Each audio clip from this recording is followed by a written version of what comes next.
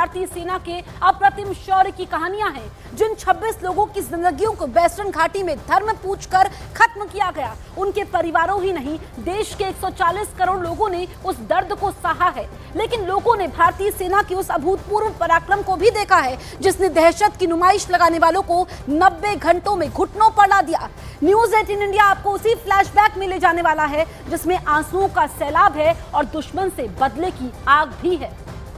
अप्रैल की दोपहर को जम्मू कश्मीर का ये पहलगाम इलाका नरसंहार की वजह से दहल उठा। आतंकियों ने लोगों से उनका धर्म पूछ कर उनसे गोली मारी। इस आतंकी हमले में दहशतगर्दों ने 26 लोगों की हत्या की थी। हमले की जिम्मेदारी ली टीआरएफ ने। ये वही संगठन है जिसे लश्कर-ए-तैयबा का नकाब माना जाता है। हमले के बाद देश भर में गुस्सा था। संसद से लेकर सोशल मीडिया तक एक ही सवाल, बदला कब? हमले के चंद घंटे के अंदर ही हाई लेवल मीटिंग बुलाई गई। खुद प्रधानमंत्री नरेंद्र मोदी ने हालत की मॉनिटरिंग शुरू की। पहलगाम अटैक के लिए भारत ने साफ तौर से पाकिस्तान को जिम्मेदार ठहराया। कहा कि इस अटैक का मंसूबा सीमा पार से बन के आया था। हमले के अगले ही दिन यानी 23 अप्रैल को भारत ने पाकिस्तान के साथ सिंधु जल संधि को स्थगित कर दिया, यानी पहला रणनीतिक हमला। संधि स्थगित होने से पाकिस्तान तिलमिला उठा। बिलावल भुट्टो ने खून बहाने की धमकी दी। दुनिया भर में इस हमले के खिलाफ आवाज उठने लगी। निशाने पर था पाकिस्तान। इस हमले के बाद रणनीति के तहत भारत ने जो खामोशी बरती थी शुरुआती दिनों में, वो थोड़ी बहुत सबको चुप तो रही थी। लेकिन इस बीच रक्षा मंत्रालय, पीएमओ और गृह मंत्रालय के बीच हाई लेवल मीटिंग का दौर लगातार जारी था। बैठकों का ये दौर पाकिस्तान को डरा रहा था। पाकिस्तान में भारत के संभावित हमले की चर्चा होने लगी थी। पाकिस्तान की इस दहशत के पीछे प्रधानमंत्री नरेंद्र मोदी का वो बयान था जिसमें उन्होंने पाकिस्तान को बहुत भयानक अंजाम भुगतने की चेतावनी दी थी। आतंकियों को और इस हमले की साजिश रचने वालों को उनकी कल्पना से भी बड़ी सजा मिलेगी। वक्त तेजी से गुजर रहा था, पाकिस्तान की धड़कनें बढ़ रही थी और इसी घबराहट में पाकिस्तान न्यूक्लियर अटैक की गीदड़ भभकी भी दे रहा था। लेकिन अभी भी एक खामोशी तैर रही थी। ये चुप्पी किसी बारूदी सुनामी की तरफ इशारा कर रही है। अचानक ऐसा फैसला लिया गया जिसने सबको चौंका दिया। वो था कि देश के सभी बड़े शहरों में मॉक ड्रिल का ऐलान और तारीख चुनी गई 7 मई।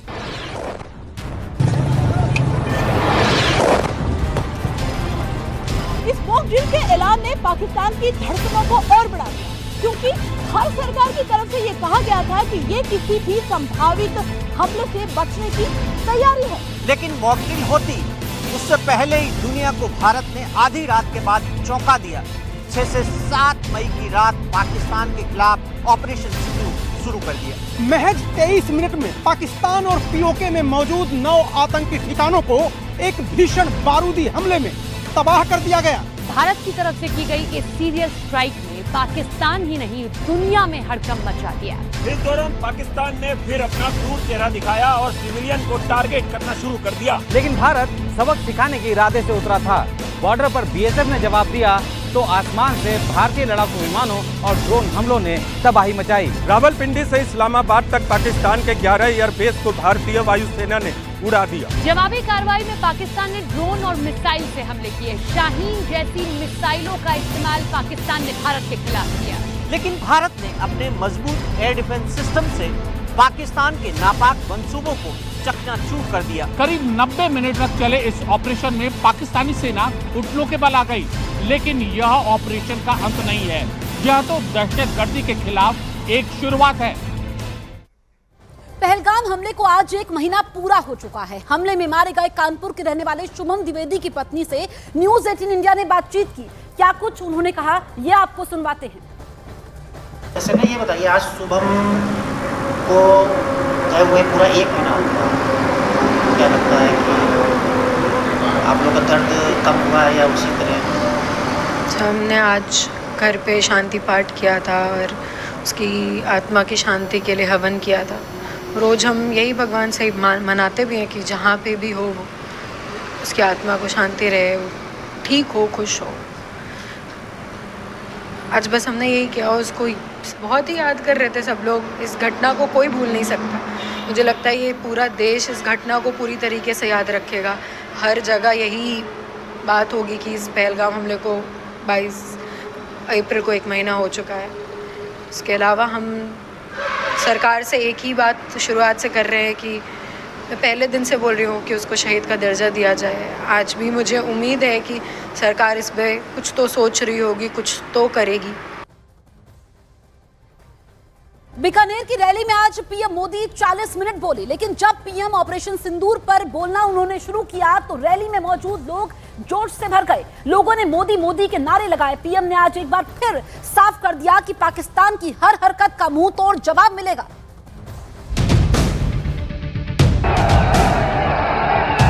देश की रक्षा की ये सबसे बड़ी सौगंध है। बीकानेर की धरती से पीएम मोदी ने न सिर्फ देश को सौगात दी, बल्कि टेरर फैक्ट्री चलाने वाले पाकिस्तान को एक बार फिर सीधी चेतावनी दी कि पहलगाम जैसे नरसंहार को अंजाम देने का हश्र क्या होगा।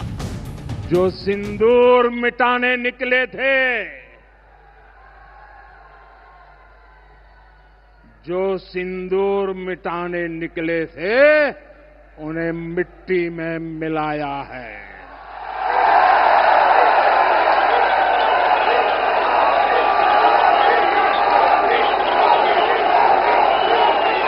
जो हिंदुस्तान का लहू बहाते थे, जो हिंदुस्तान का लहू बहाते थे, आज कतरे कतरे का हिसाब चुकाया है। यही नहीं, पीएम मोदी ने कहा कि पहलगाम हमले में आतंकियों ने धर्म पूछकर सिंदूर उजाड़ा था। उसके बाद ही तीनों सेनाओं को खुली छूट दे दी गई थी और तीनों सेनाओं ने मिलकर ऐसा चक्रव्यूह रचा कि पाकिस्तान को घुटने टेकने पर मजबूर कर दिया। हमारी सरकार ने तीनों सेनाओं को खुली छूट दे दी थी।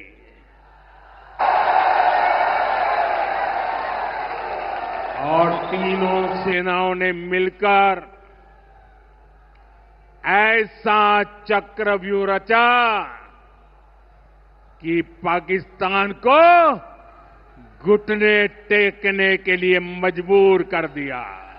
22 तारीख के हमले के जवाब में हमने 22 मिनट में आतंकियों के 9 सबसे बड़े ठिकाने तबाह कर दिए। पीएम मोदी यहीं नहीं रुके।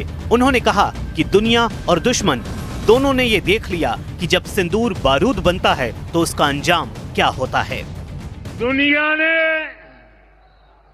और देश के दुश्मनों ने भी देख लिया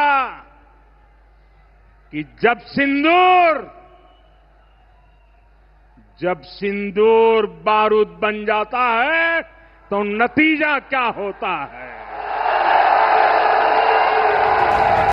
पहलगाम में आतंकी हमले का 1 महीना पूरा हो चुका है। दहशतगर्दी को उसके अंजाम तक पहुंचाया जा चुका है, लेकिन पीएम मोदी का यह संदेश बता रहा है कि ऑपरेशन सिंदूर का सिलसिला अभी थमा नहीं है।